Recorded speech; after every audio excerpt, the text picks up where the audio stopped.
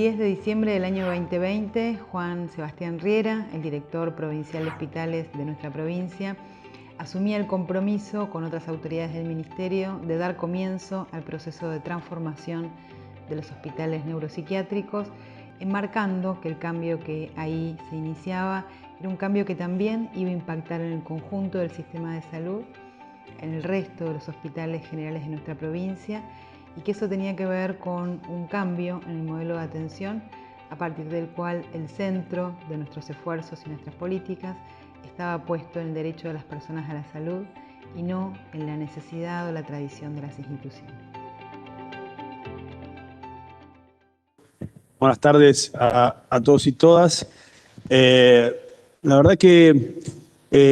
hoy es un día muy importante y que uno, cuando empezaba la gestión y en el contexto del inicio de la pandemia, no sabíamos si ciertamente iba a llegar este día, cómo íbamos a estar en este momento y si íbamos a poder estar presentando este trabajo que viene llevando adelante Julieta, conjuntamente con Mariano Rey, director provincial de salud mental, y todo su equipo, y fundamentalmente los directores de hospitales, porque la pandemia nos corrió el eje de todo y la salud mental tuvo un rol fundamental en el marco de la pandemia. Obviamente, al inicio de la amenaza, el protagonismo lo tuvieron tal vez las áreas de cuidados críticos, la epidemiología, pero ahí cerquita rápidamente el padecimiento mental, la angustia, el impacto que tenía esta situación, esta catástrofe sanitaria, esta epidemia que me empezó allá hace unos 8 meses, puso de relevancia la importancia de la salud mental, incluso en ese contexto. Obviamente, como gestión teníamos pensado intervenir rápidamente en los procesos de desmanicomialización.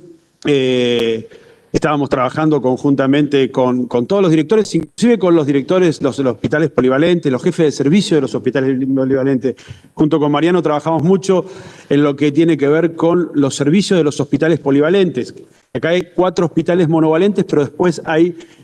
80 hospitales polivalentes que tienen sus servicios y que a su vez atraviesan algún nivel de institucionalización excesiva, cronificante, asilar, que en realidad no son solamente las paredes lo que producen eso, sino los procesos que llevan a la deshumanización, a la despersonalización, a la invisibilización, a la naturalización por parte nuestra de situaciones que ciertamente vulneran los derechos. O sea, directamente están ausentes los derechos en ciertos sujetos, en ciertas condiciones, y me parece que el proceso que se inicia con los planes de adecuación es un proceso de una enorme complejidad que requiere de una política, tal cual lo decía Nicolás,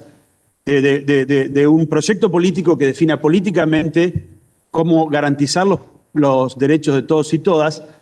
pero después requiere un trabajo que implica poder pensar la complejidad del proceso a abordar,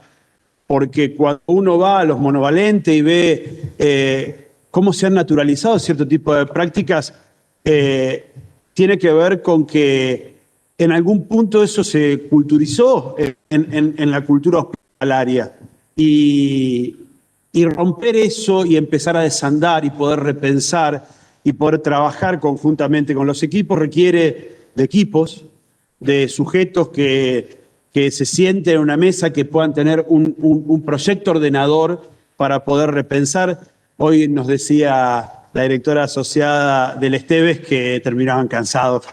porque ciertamente hay que pensar mucho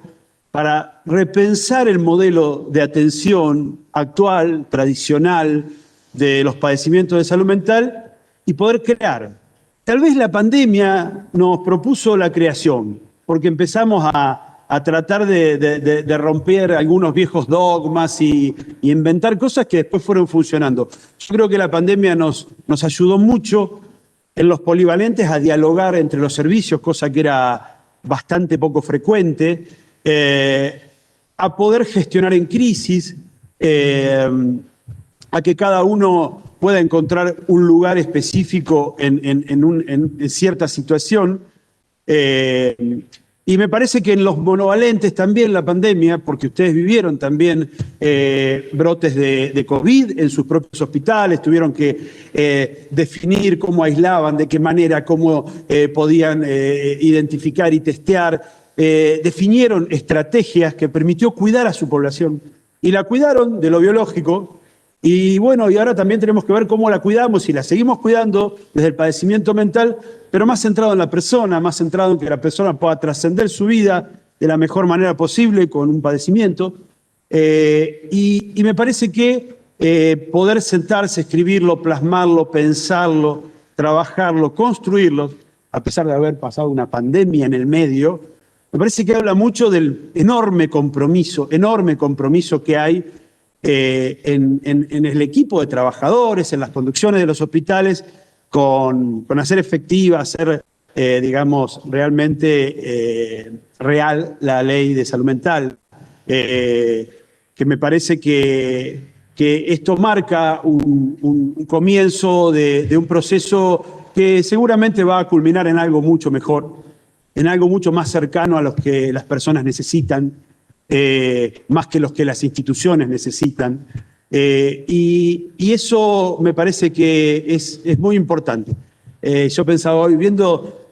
la cantidad de referentes de la talla y la importancia que tiene hoy este encuentro, evidentemente debemos estar en un momento importante, porque es para mí un momento fundacional de lo que se plantea desde la subsecretaría de Julieta, que es Buenos Aires libre de manicomios. Bueno, muchas gracias.